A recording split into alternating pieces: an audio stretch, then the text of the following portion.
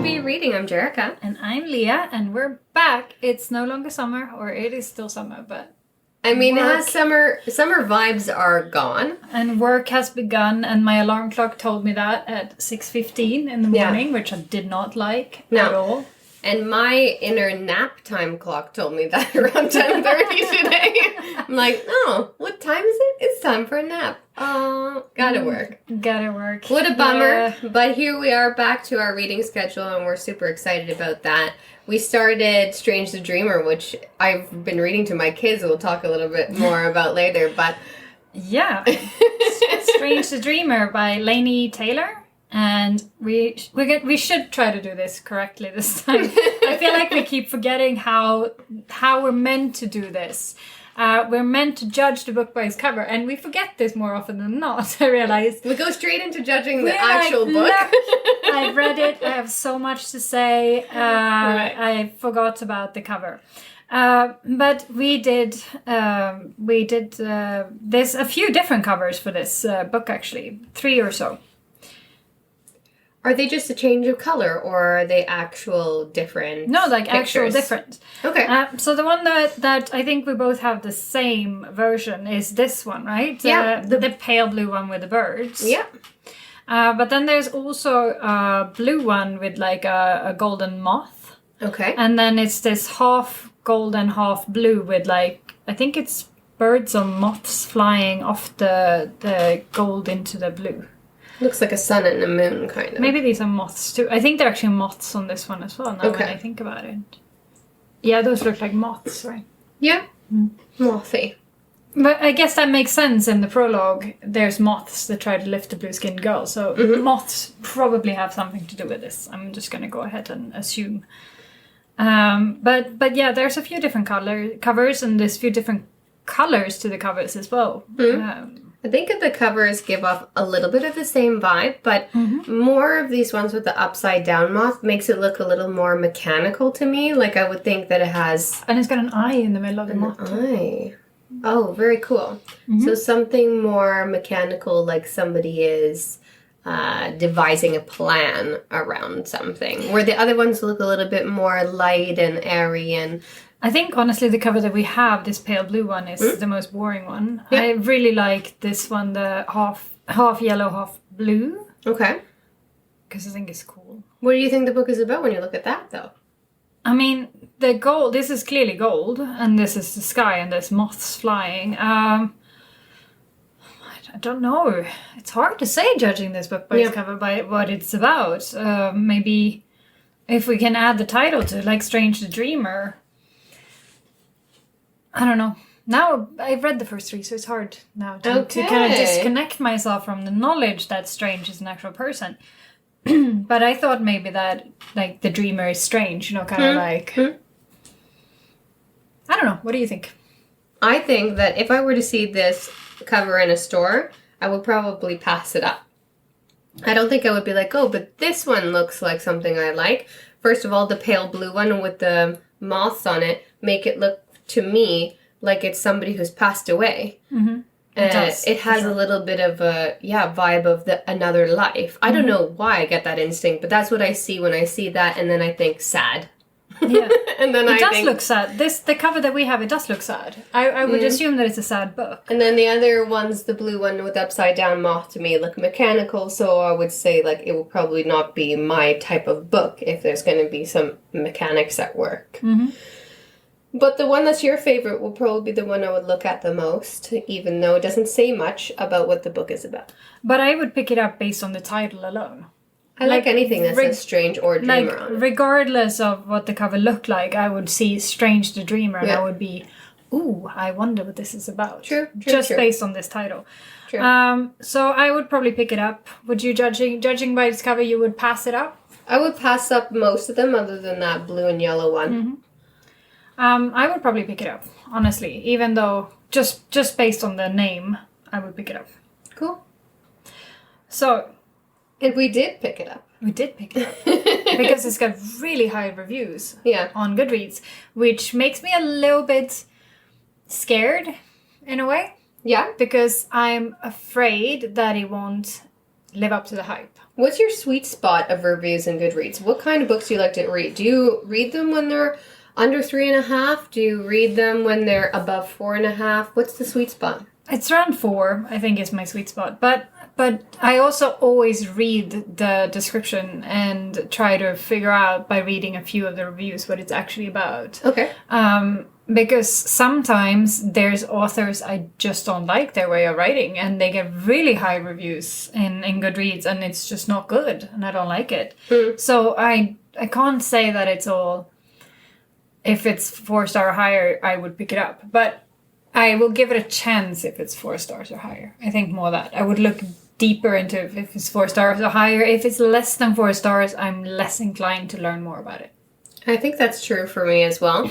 Though recently I read a book, it was a romance book, and I loved it, and I gave it 5 stars, and then I looked at the reviews, and it said 3.8 something, and I thought, if I were to have looked at this review, I probably would not have read this book. I would have gone to another book with a little higher rating. So I have also that sweet spot of 4 and over. And when it goes over 4.6, then I assume like it's like one of these books that everyone just follows their own crowd of thought, and it's not always going to be something that I might.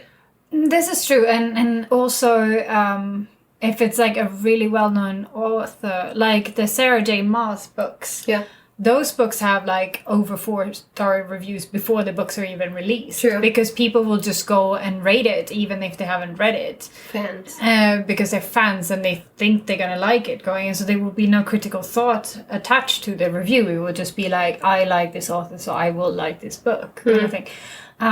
But we did talk about all of our favorite books. And one of my favorite authors, Katie Cotugno, I think none of her books have even 4-star review, because No way. it's very polarized what people think of her books. Like a lot of people don't like it, Okay. but I do.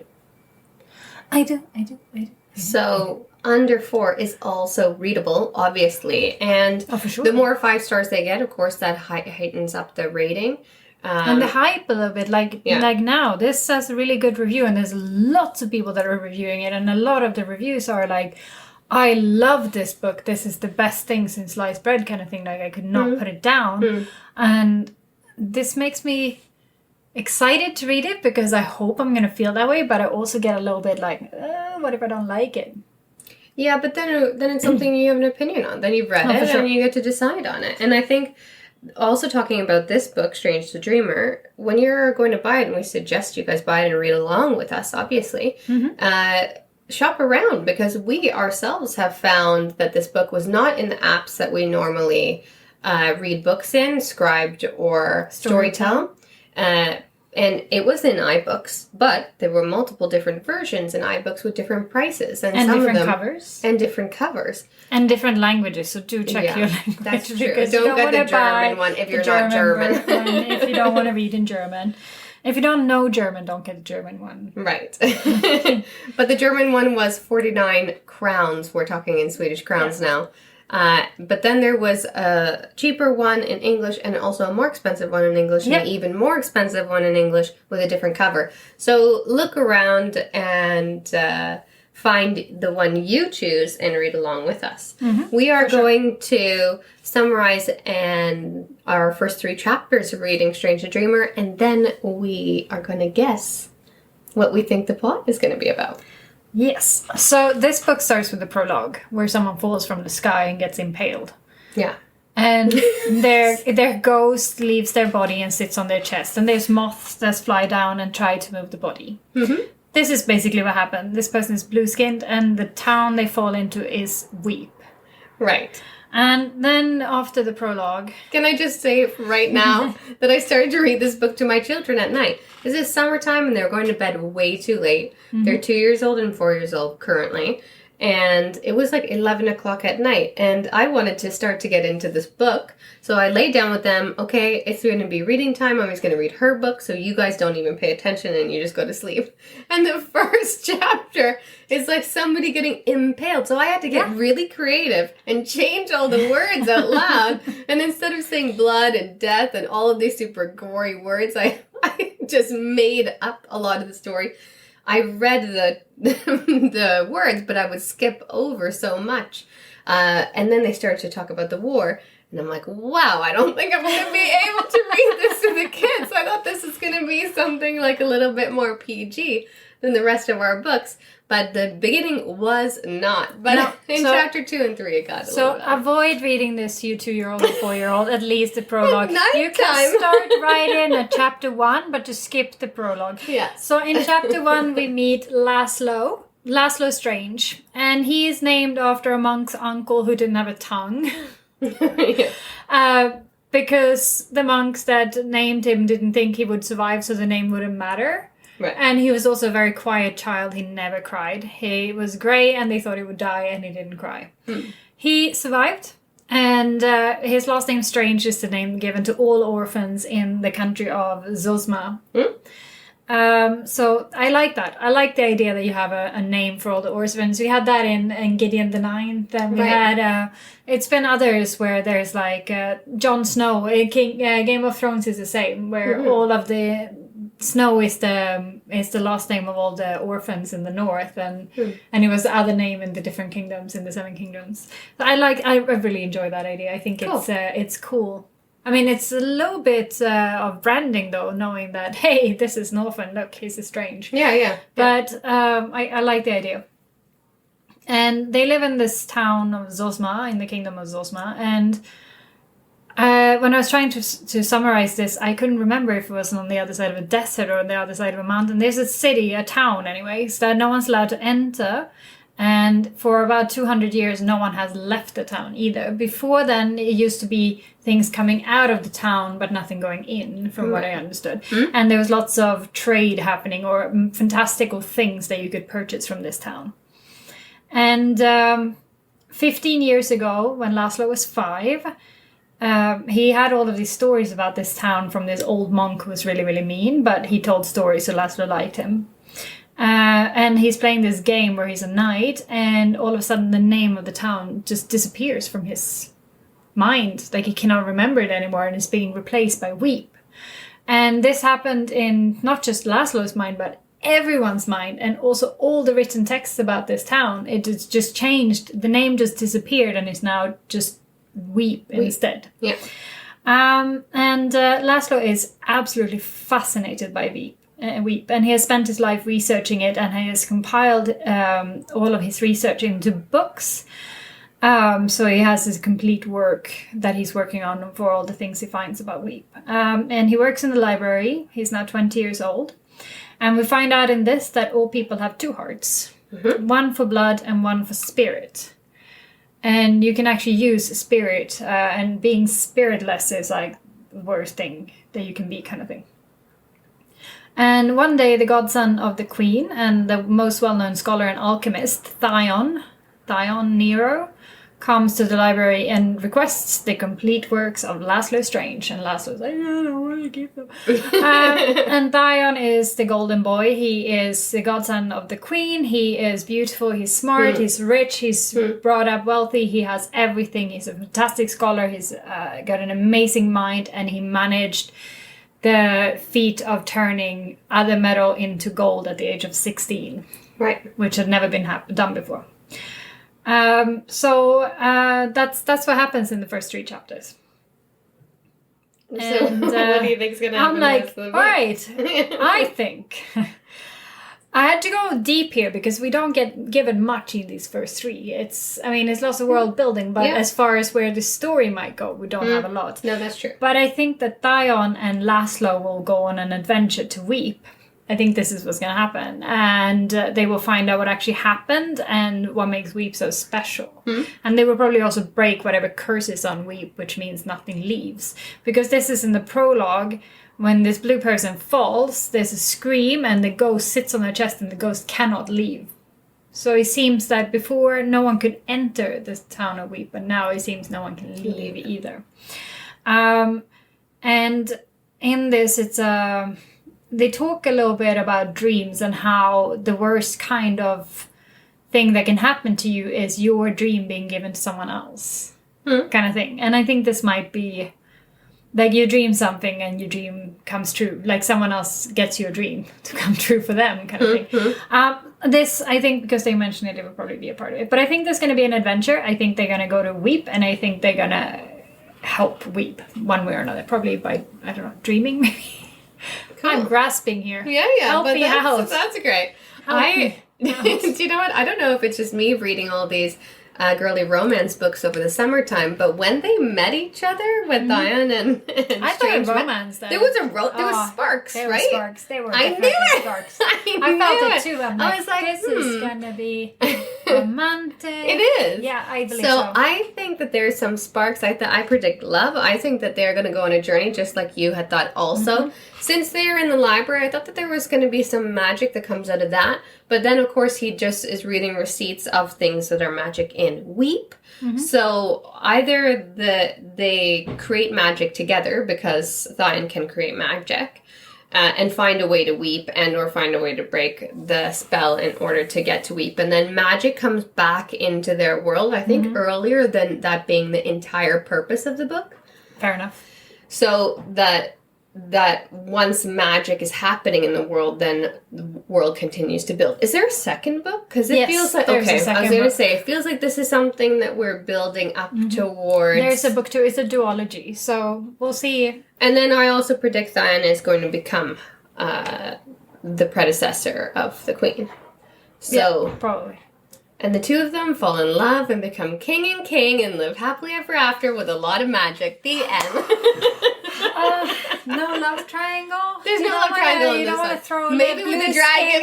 The blue-skinned girl into there. She Her ghost. stabbed them. A ghost love. I mean, who doesn't love ghost love? Of course. Yeah. Little ghost, what I'm scared of the most. Would you scare me up a little bit of love? I love that we're having music in all of our... I don't know. I now sing every episode. It's Leah's singing moment. I don't know. I love that song though. That's a White Stripes song. Okay, well that's... Little Ghost, yeah. That's extra cool.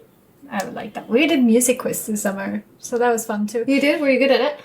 No, it turns out I know nothing about Swedish music and I'm absolutely useless when it comes to this stuff. And if it's...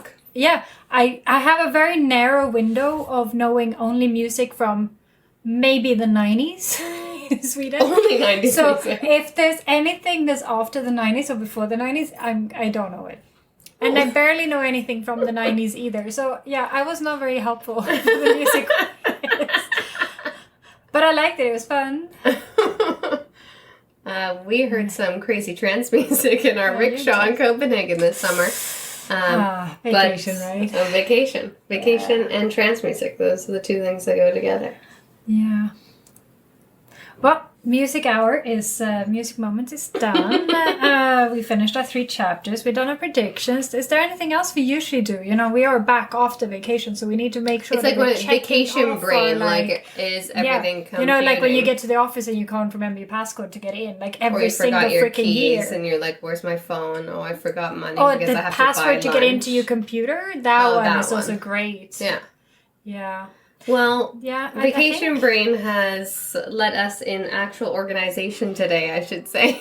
And we have we're already late with this episode, so it's a day late. We're starting off great by being a day late. So yeah, happy reading. This is a big one, so the book is fairly long. So if you want to read along with us, know that you have 1 day less. So quickly run out and buy this, or just use your phone and buy the ebook. That works much quicker. No need to run for anything if you just use your phone. And read along with us, and we will be back on our regularly scheduled time of Tuesday next week to have finished this book. And until then, happy reading. Happy reading. Bye. Bye. We'd Rather Be Reading is an original podcast by Jerrica and Lia Sandfö. The music for The Penguins, written and performed by David Allred from the album The Transition, courtesy of Erased Tapes. Please check him out on Spotify and check us out on social media. We're on Facebook and Instagram at We'd Rather Be Reading and on Twitter at We'd Rather Read. You can also email us at we'dratherbereadingthepod@gmail.com. Thanks for listening.